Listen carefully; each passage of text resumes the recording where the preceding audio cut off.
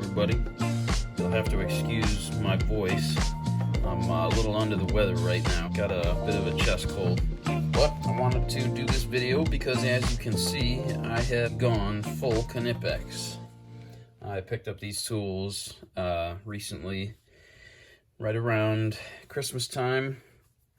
Got the Christmas bonus, so I had to go out and get some Knipex tools. I'll start out here on the right with the 7-inch Knipex pliers wrench. There it is in all its glory.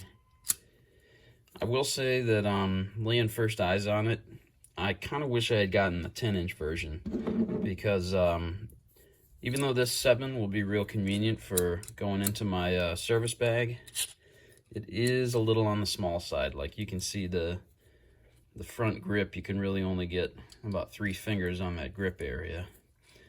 But needless to say, for a smaller service bag, this should work out pretty well.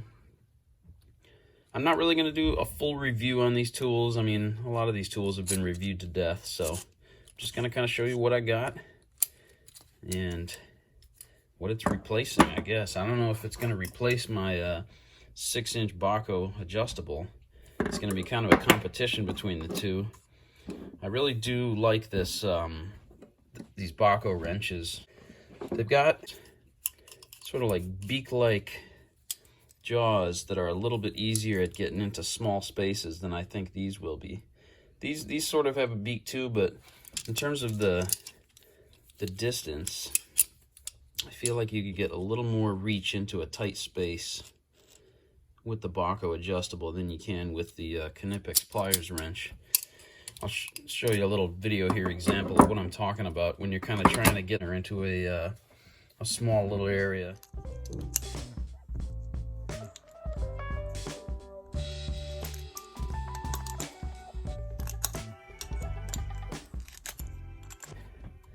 Sometimes the adjustable wrench is just a little bit better.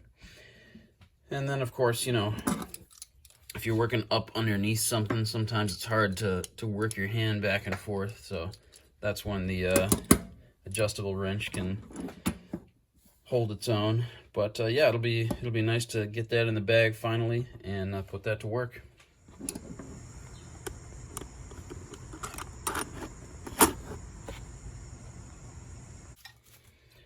And next on the list, you can obviously see it, is good old Knipex Cobras. Again, it is the, like, what is this, like 7.5, I think? How do these compare? Yeah, it's about the same length, about, I think 7.25 is what these, the pliers wrench is. So this is probably, well, let's take a look. Let's get the exact measurement here. 7.25, yep. So, at least initially, the feel on these is a little bit better with the small size. Like, I feel like the grips are a little smaller, and they just feel a little easier to manipulate. So yeah, these... You know, the pliers wrench is kind of top heavy, so it feels a little weird in this smaller form factor. But this 7-inch Cobra feels just perfect. And what it is replacing, or what I'm going to be using it instead of, I have the like 10-inch Knipex alligator pliers. And these are good, you know, they're nice and slender. They don't have the button, which these have. So sometimes you can, if you're like up against a fastener on the left-hand side, that button can kind of get in the way. These are, you know, you can get right flush up against something if you gotta bite down on the side of something. So I'll probably still carry these along with the adjustable Cobras. But then the other similar one that I had was the Harbor Freight Doyle 10-inchers. And these are good. I mean, as far as basically a clone of the Knipex, these do a pretty good job, but it's nice to have the real thing finally. And look at this. Look at the size here. So this is the 10-inch version compared to the 7-incher, and you're really only about a ½ inch, maybe less than ½ inch size difference. So real good reach, even with just the 7-inch Knipex. The other difference you'll notice is that the Harbor Freight Doyle is really thick. As far as the jaws go, those Knipex have some pretty aggressive looking jaws. So that'll be nice to have in the bag. Man, those feel good. All right, and last but not least, we've got one of the other legendary Knipex tools, and that is the twin grips. I finally got my hands on some twin grips in their screw extraction technology, if you will. So let's see.